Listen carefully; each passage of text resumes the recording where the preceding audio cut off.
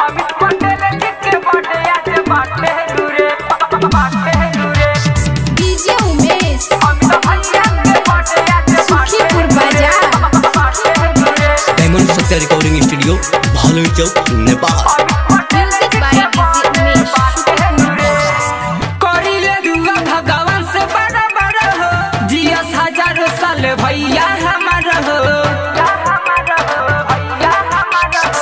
करिले दुआ भगवान से बड़ा बड़ा हो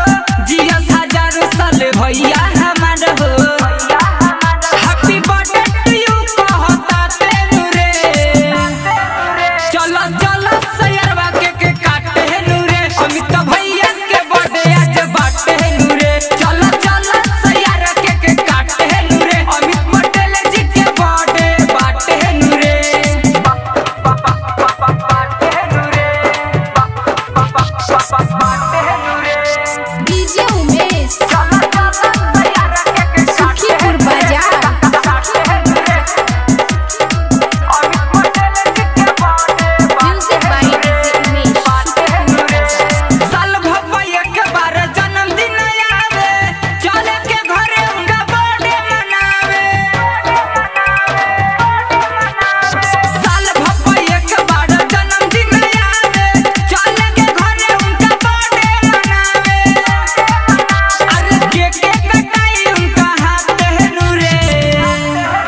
चलो चलो सयरवा के काटे हेनु रे अमित भैया के बर्थडे आज बाटे हेनु रे चलो चलो सयरवा के काटे हेनु रे अमित पटेल जी के बर्थडे बाटे हेनु रे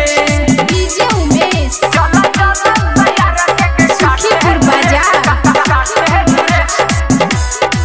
अमित पटेल जी के birthday music by DJ Umesh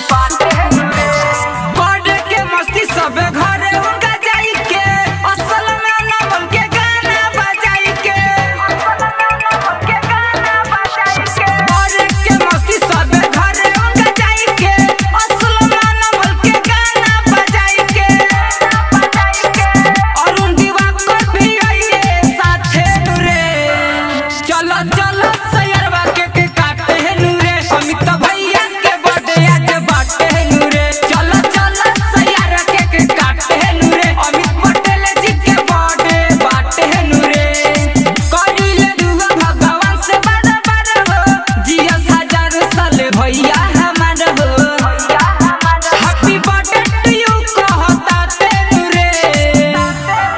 चलो चलो सयरवा के काटे नु रे अमित भैया के बर्थडे आज बाटे नु रे चलो चलो सयरवा के काटे नु रे अमित पटेल जी के बर्थडे बाटे नु रे डायमंड सत्या रिकॉर्डिंग स्टूडियो भालू चौक।